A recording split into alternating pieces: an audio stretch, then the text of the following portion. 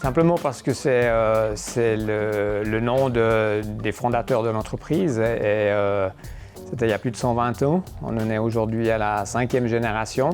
Donc l'entreprise porte ce nom, je dirais le porte fièrement parce que c'est un nom qui est bien réputé sur la place de Lausanne. Et c'est cette tradition qu'on s'évertue à perpétuer.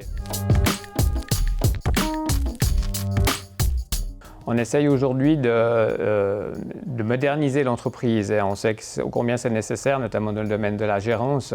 Je suis convaincu que c'est une manière pour nous additionner à nos valeurs et à notre éthique, à notre manière d'aborder notre métier, qui fait que ça nous positionne, je pense, comme une régie très avant-gardiste et très compétitive.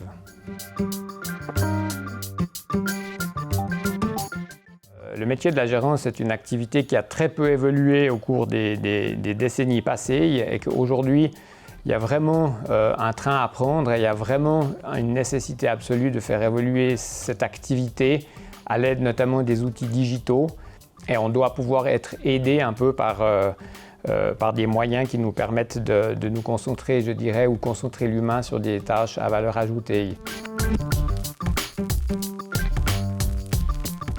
Pour moi, c'est celui qui est bien chez lui, qui est heureux de son appartement, qui nous le dit, qui le dit autour de lui et qui finalement nous génère ainsi finalement la meilleure publicité et une bonne image de l'entreprise. Je me souviens quand j'étais gérant d'un immeuble commercial, j'allais rendre visite au propriétaire d'une enseigne de prêt-à-porter qui était sur la place de Lausanne et puis avec qui j'avais un bon contact malgré les négociations, malgré des fois des difficultés à résoudre, mais quand je partais, il m'offrait une cravate. Je me souviens, il a dû peut-être même m'en offrir 2, je crois, à différentes occasions. Il me la mettait autour du cou et il me disait « mais ça va, vous allez très bien la porter ».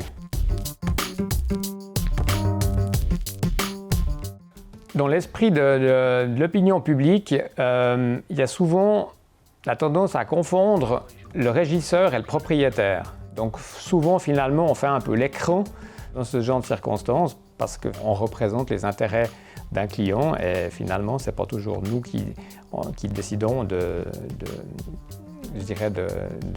la manière dont on peut répondre ou agir dans certaines circonstances. C'est qui est l'élément qui vient certainement en numéro 1, c'est je dirais, les ressources humaines. C'est tout simplement aujourd'hui pour nous une solution, je dirais, qui était incontournable. Je pense que Taillot nous permet aujourd'hui de pouvoir justement offrir à nos locataires un canal de communication qui est beaucoup plus direct et efficace.